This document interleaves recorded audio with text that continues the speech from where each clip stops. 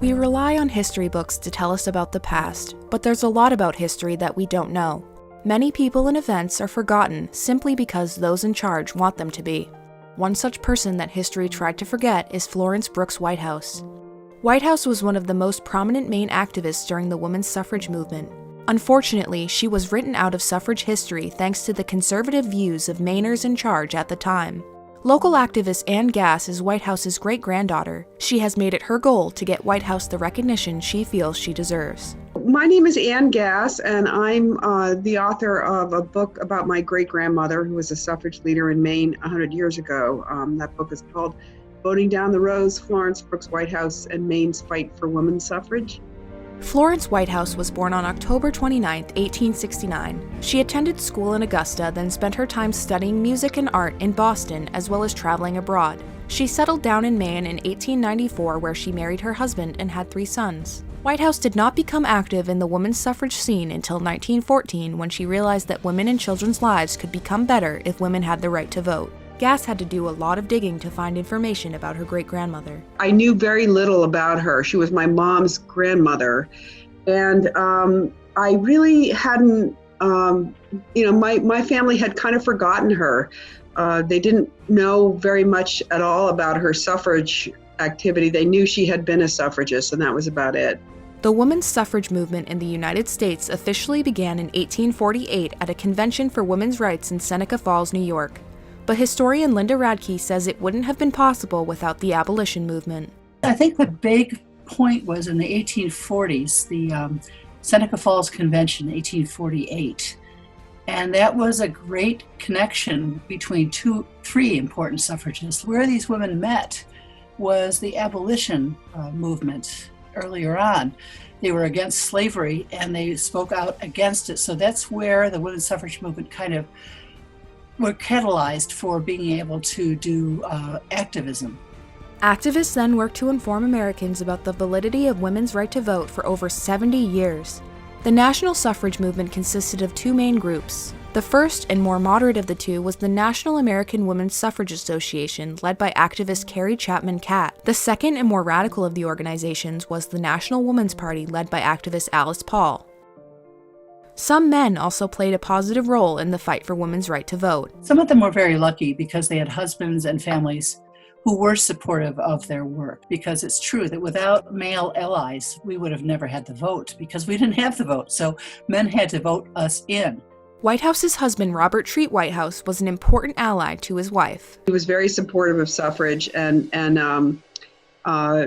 even going to the point of forming the Men's Equal Suffrage League in Maine.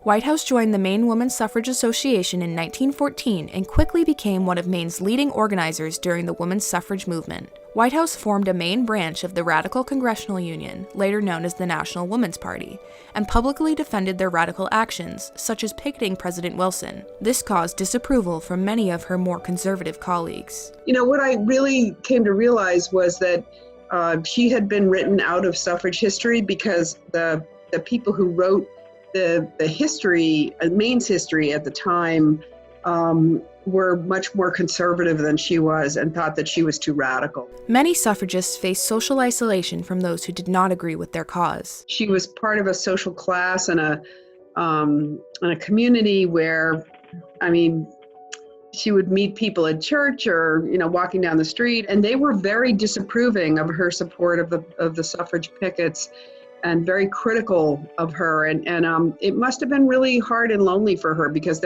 she didn't really have very many allies in Maine. And that's, regardless of what your cause is, that's a lonely place to be, and it takes a lot of guts to carry on.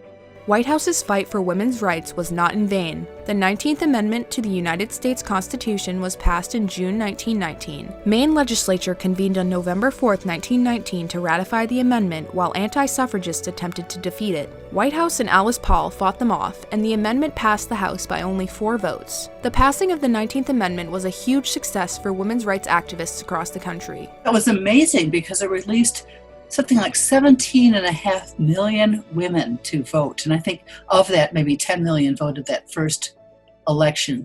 And it really made a difference. You can imagine. So women really found that they had an important role in the electoral process.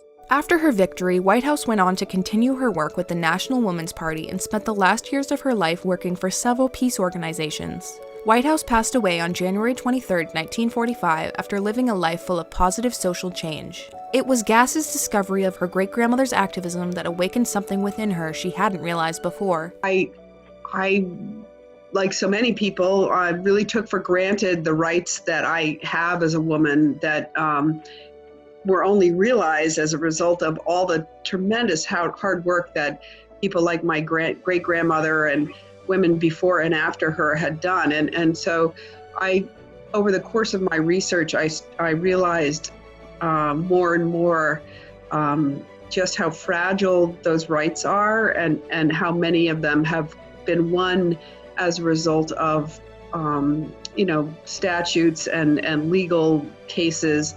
And those can be undone much more readily and easily than a constitutional amendment. And so that's partly how I got interested in the ERA.